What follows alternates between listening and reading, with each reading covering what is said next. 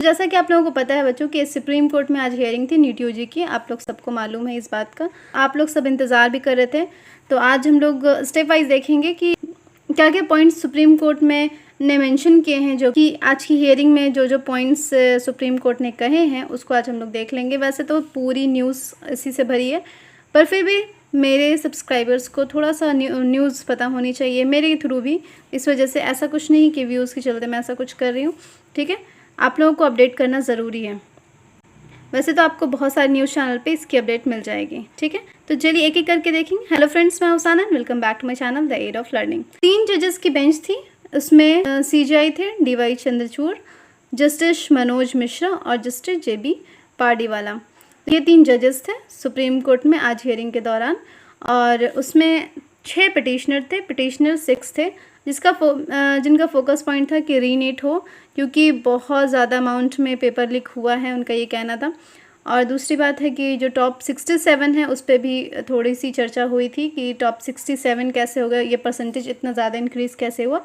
और एक चीज़ और थी जो कि वहाँ पे एक पिटिशनर के द्वारा कही गई, बिहार पुलिस ने जो एनटीएस से हेल्प मांगी थी, उसमें क्या जब उन लोगों को मिला था, जब उन लोगों को पता चला था कि यहाँ पे पेपर लीक हुआ है और पेपर मिला था, तो जब एनटीए से पेपर मांगा गया था और उन्होंने उनकी हेल्प नहीं की थी, तो उसमें भी वो मुद्दा भी उठाया गया था।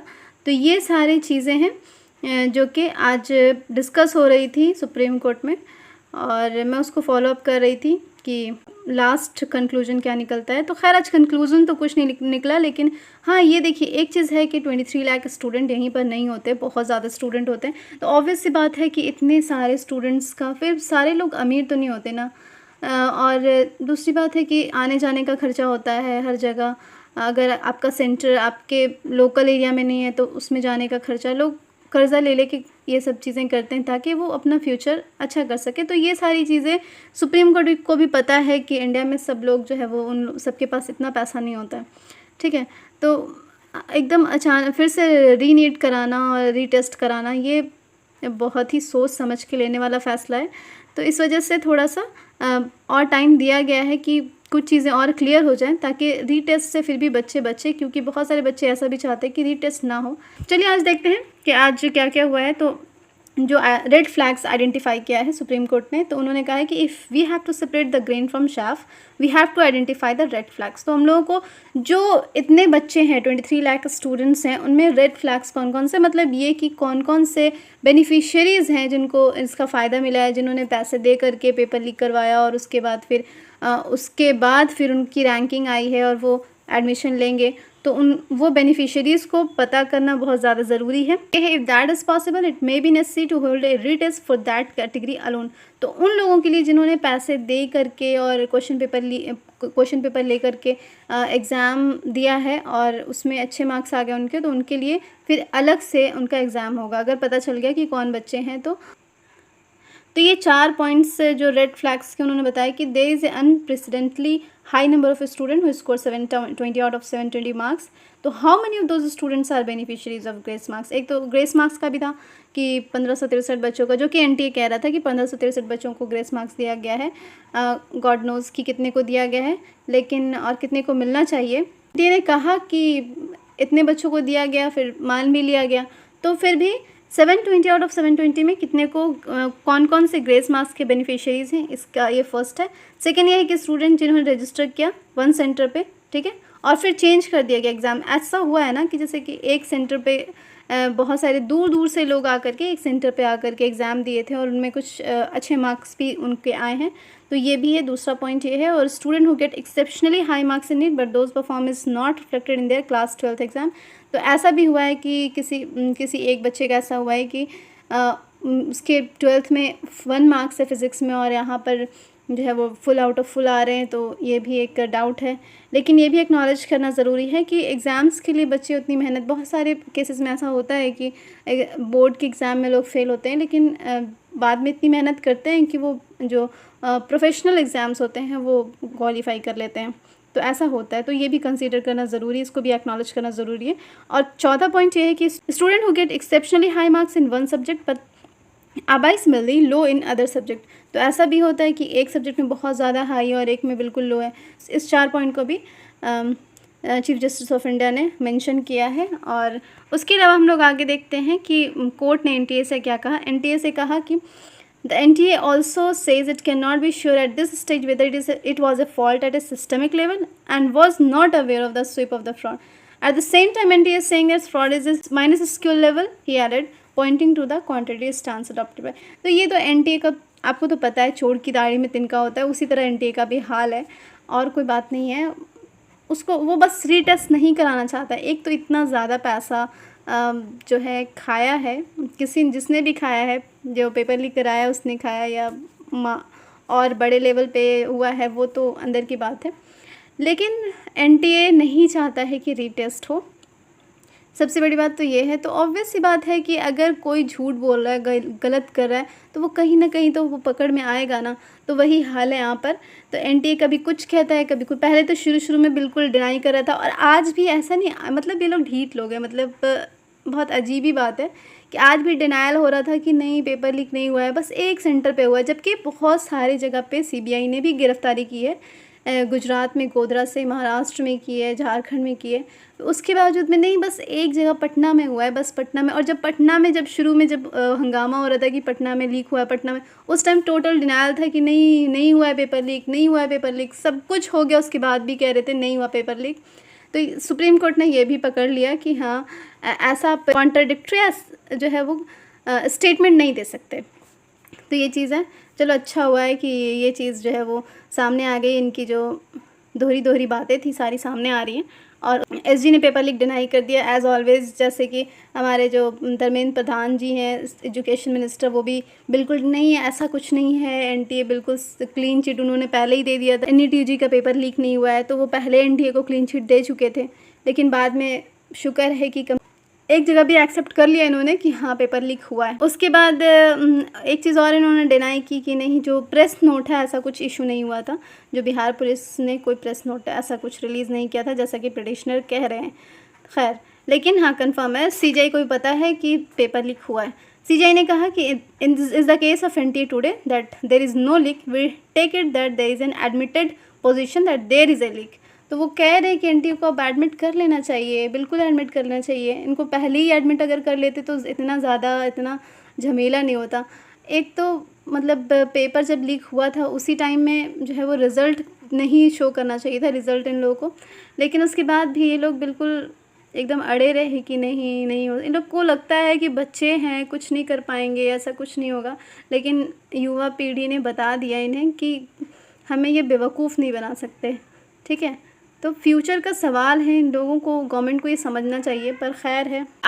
अब आगे चलते हैं। कोर्ट ने एनटीए से कुछ क्वेश्चंस के जवाब मांगे, जैसे कि when the leak of the question paper first took place, कहाँ से शुरू हुई। तो सबको पता है कि पटना से ही हुआ था। The manner in which the question paper were leaked, किस मैनर में हुआ, एंड वेयर डिसमिनेटेड। तो ये भी पूछा है कि किस, मतलब सिर्फ पेपर सिर्फ लीक हुआ है या फिर सोशल मीडिया से लीक हुआ है। अगर सोशल मीडिया से लीक हुआ है, सीजीआई ने ये भी कहा है कि अगर सोशल मीडिया से हुआ है तो मास लेवल पे हो सकता है, तो हम लोग उसको अलग नहीं कर सकते। क्योंकि अगर टेलीग्राम पे, जैसा कि न्यूज़ में भी चल रहा है कि टेलीग्राम से हुआ है, तो फिर बहुत मुश्किल बात है कि उस स्टूडेंट को अलग किया जाए, जो नॉर्मल जो असल स्टूडेंट है उनसे अलग किया जाए। तो ये थोड़ा मुश्किल है। तो इस केस में रीनीट का चांस बहुत ज़्यादा बन जाता है, क्योंकि इतना ज़्यादा क्लियर कट सारी चीज़ें हैं ना कि रीटेस्ट होना तो बिल्कुल लाजमी है। लेकिन फिर भी सुप्रीम कोर्ट चाहता ये है कि क्योंकि बहुत मास लेवल पे है ना, तो इसी वजह से सुप्रीम कोर्ट ये चाहता है कि बच्चों को परेशानी ना हो। जो बच्चे, जैसे बहुत सारे बच्चे हैं जो जेन्युइन बच्चे हैं, उनको भी बहुत परेशानी हो जाएगी फिर से मेहनत करना, और दोबारा बैठना, दोबारा उतना कंसंट्रेशन से पढ़ना बहुत मुश्किल बात है। ये हम लोग भी समझते हैं और सब कोई समझता है। जिसने पढ़ाई की वो तो समझता ही समझता है, तो जिसने नहीं की वो अलग बात है। लेकिन जिसने पढ़ाई की और जिसके मार्क्स अच्छे आए, जेन्युइन मार्क्स आए, उनको तो परेशानी होगी। तो जाहिर सी बात है सुप्रीम कोर्ट को भी ये बात नज़र आ रही है कि जो बच्चों ने पढ़ाई की, जो बच्चे जो है वो इतनी मेहनत से मार्क्स लेकर आए हैं, उनके लिए बहुत प्रॉब्लम। और हर बार ऐसा होता है, हमेशा ऐसा होता है कि जो बच्चे मेहनत करने वाले होते हैं वो फिर फंस जाते हैं बहुत ज़्यादा। ठीक है। इन कुछ बच्चों के चलते जो पेपर लीक से और फ्रॉड करके कुछ बनना चाहते हैं, उनकी वजह से जो अच्छे बच्चे हैं, जो जेन्युइन बच्चे हैं, वो बहुत पिस जाते हैं। उनका जो मेंटल स्टेटस है वो ख़राब हो जाता है। उसके बाद थर्ड कोर्ट ने कहा है कि the duration between the occurrence of the leak and the actual conduct of the exam, कितना टाइम था। एक्चुअली में जैसे कि टाइम गैप भी, जो ड्यूरेशन होता है वो भी ज़रूरी होता है कि जैसे अगर बहुत ज़्यादा ड्यूरेशन नहीं हुआ तो वो कितना याद कर पाएंगे। जैसे नकल करने के लिए भैया अकल चाहिए होती है, वही बात है। तो अगर ड्यूरेशन ज़्यादा नहीं है तो फिर कोई बात नहीं, उसको भी कंसिडर कर सकते हैं कि इतने मतलब 2 घंटे या 3 घंटे में क्या ही कर लेंगे ये लोग, तो इसको भी कंसिडर किया जा सकता है।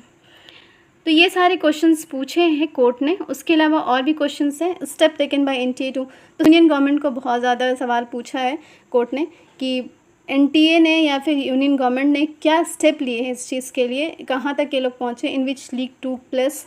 तो उन्होंने कहा कि हाँ CBI को लगाया है जाँच के लिए। तो ये है modality follow to identify the beneficiaries of the leak. उसके बाद the number of student who have been so far identified. ये सारे क्वेश्चंस पूछे हैं NTA से और यूनियन गवर्नमेंट से। उसके बाद CBI से कहा है कि जो स्टेटस है इन्वेस्टिगेशन का पेपर लीक केस में, उसको आप सबमिट करें। तो बहुत सारे केसेस, बड़े जो बहुत पुराने केसेस हैं, उनसे सॉल्व नहीं हो रहे, पता नहीं 3-4 दिन में कैसे करेंगे। खैर जो भी है, जितना भी प्रोसेस इन लोगों ने किया है, CBI ने किया है, उसको सबमिट करना है, ठीक है। बच्चों के लिए नहीं, बेसिकली ये सब सारी गवर्नमेंट के लिए है। ऐसा नहीं बोला कि बच्चों को ये सबमिट करना, वो बच्चों के लिए कुछ नहीं है। बच्चे का इंतज़ार करना है कि उस टाइम क्या फाइनल वर्डिक्ट आता है, क्योंकि असल तो बच्चों को टेस्ट देना है, असल मेन मसला वही है। और बाकी ये सारी चीज़ें NTA को और यूनियन गवर्नमेंट को कही गई हैं, जो भी चीज़ आज हुआ है, जितना भी कुछ हुआ है। फाइनल जो था, चीफ जस्टिस ऑफ इंडिया ने कहा, if we come to conclusion that the time lag between the leak and the actual time is limited, that will be circumstance which will militate against the holding of a retest. अगर कम time है, limited time है leakage का और conduction of exam का, तो फिर ऐसा हो सकता है कि हम लोग उसके रीटेस्ट के अगेंस्ट रहें। अगर, और what is the modality in which the leak took place, और ये भी बहुत ज़रूरी है कि अगर सिर्फ पेपर लीक हुआ है, पेपर टू पेपर गया है, तो उसमें ज़्यादा मास अमाउंट में नहीं होगा। लेकिन अगर किसी सोशल मीडिया से गया है तो वो बहुत मास अमाउंट में हो सकता है।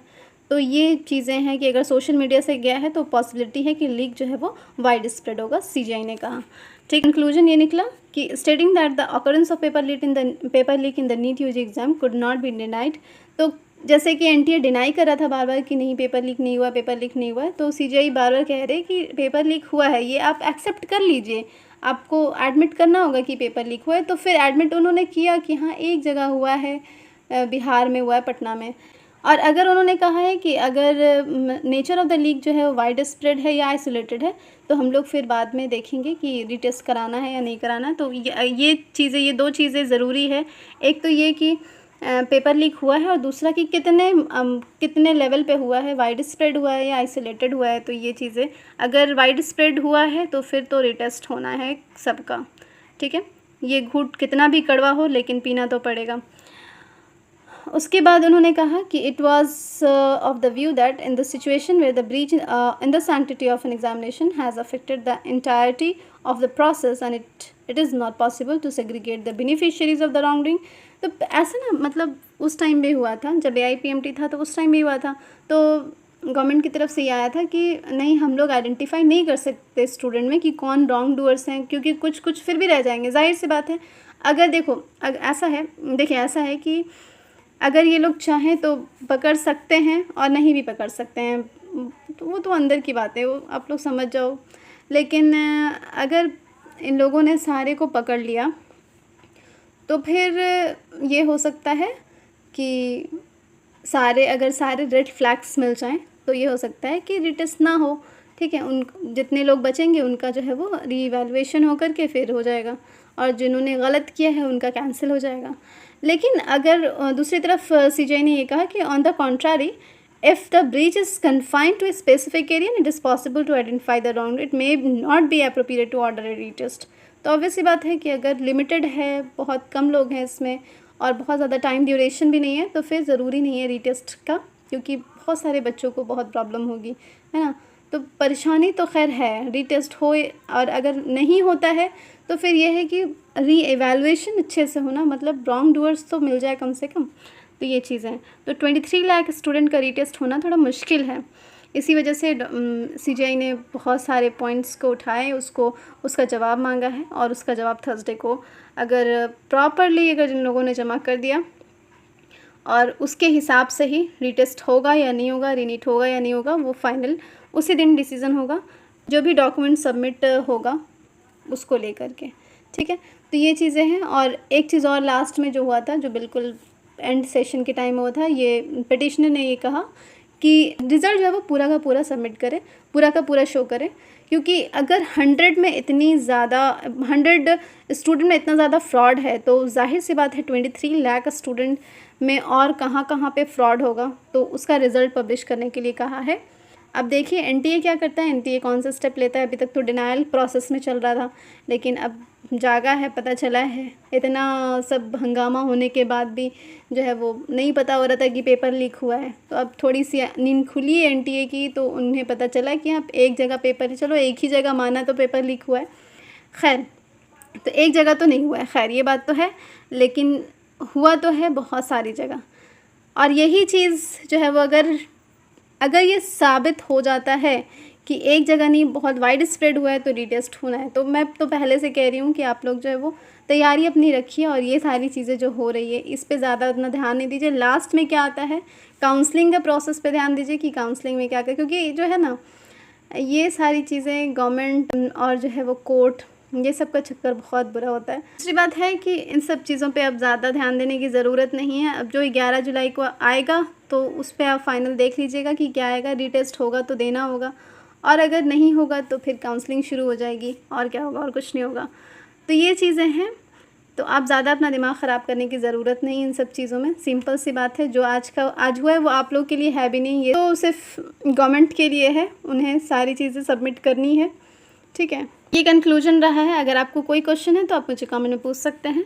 मिलते हैं नेक्स्ट वीडियो में। Thanks for watching my video. Bye bye, अल्लाह हाफिज़ एंड टेक केयर।